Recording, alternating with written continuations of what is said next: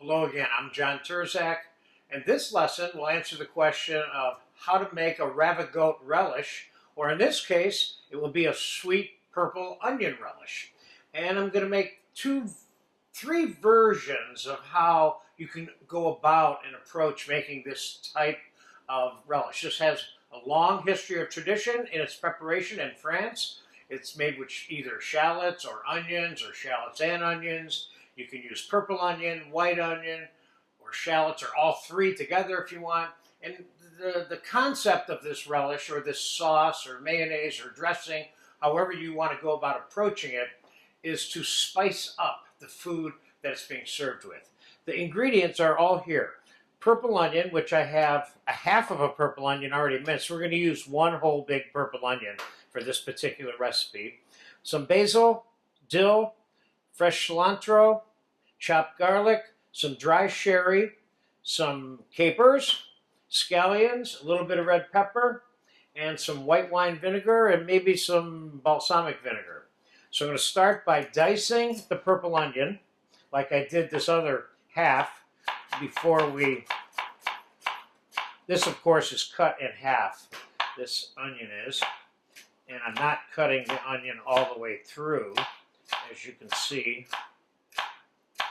I hope. Now, could I use a French knife for this? Absolutely. But I could use a roast knife and do this correctly. So we got ourselves some pretty fine, small dice. Now, what would you serve this relish with? I think we got enough onion right there. Let's add this to our onion. What would you serve this with? Let's chop the herbs while I'm telling you that. By itself, raw or warmed up slightly in a little bit of olive oil on top of a steak or next to any kind of steak or grilled or sautéed meats for starters.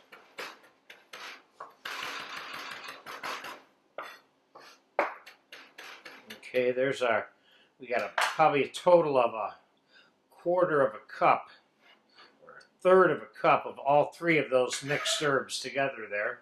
Let's put a little bit of green onion in there, chopped fine, keeping in mind that we don't want the garnish ingredients to the onion to outsize the onion.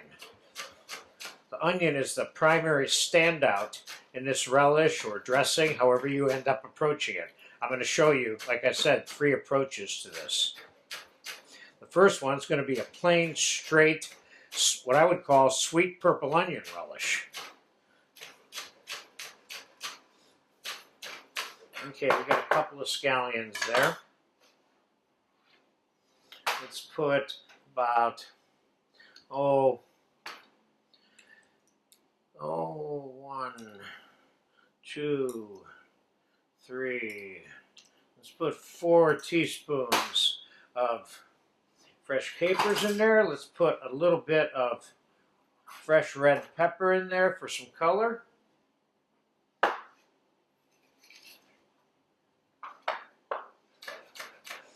Again, cutting it small. Doesn't matter, by the way, how fast you do this, as long as you do it correctly. I think at some point we all start out doing this fairly slowly. But you want to make these minced small, again, so they don't outsize the onion.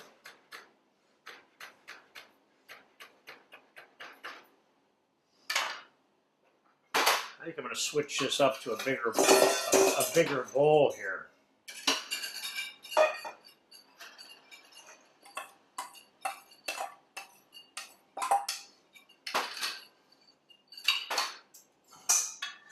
So let's get the red pepper in there. And let's put ourselves,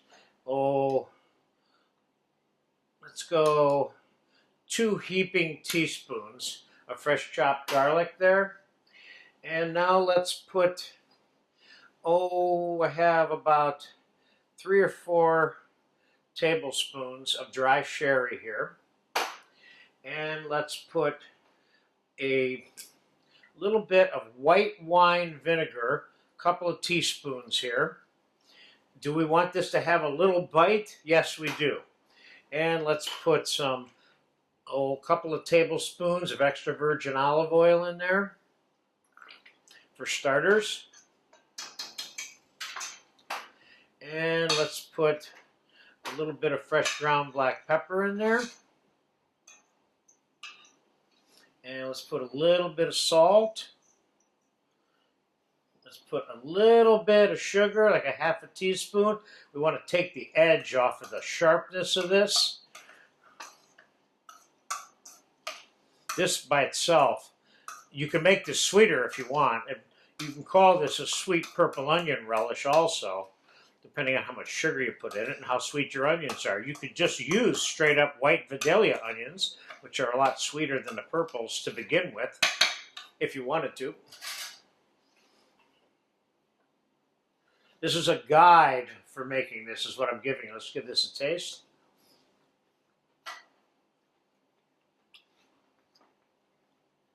Believe it or not, I like this one just the way it is right now.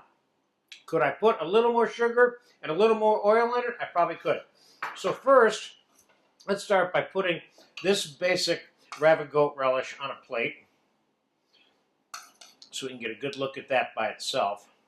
Now, let's take a little bit of this Ravigote relish, put it in another bowl. This is a second version now.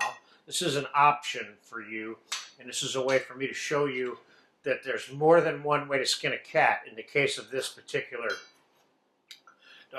Ravigote, or the style of Ravigote that you want. I'm going to put a little bit of mayonnaise in here, whether it's homemade, commercial, whatever you want to use. And I'm going to put, just for fun, let's use balsamic vinegar here. We'll put a splash of balsamic vinegar in here.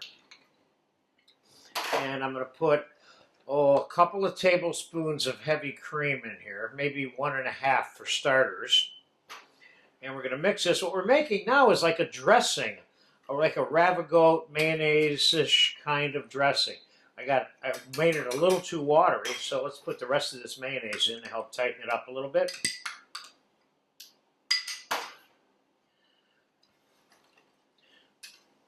So now we have a dressing, a Ravigote dressing.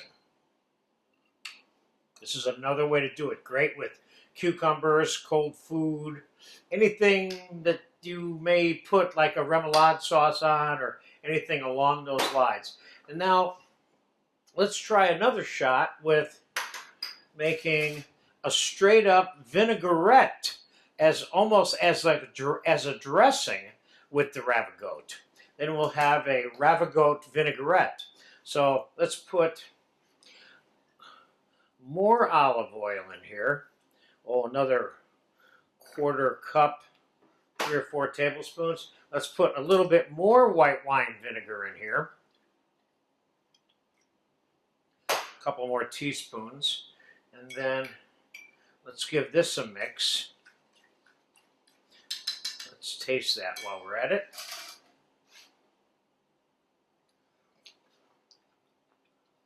This is fun. This is nice. I don't need to do anything else with this. Now we have a Ravigote vinaigrette, if you will, you see, which is still maintains its composition as a relish. So in this case, it's a relish vinaigrette. So we have a mayonnaise sauce, a straight relish Ravigote, and a Ravigote vinaigrette. You make it the way you want in terms of the final adjustments and what you're going to use it with. This is like a general landscape that you might be able to view this as in terms of what is Ravigote and what does it mean. There's many implications, and here's 3 good examples.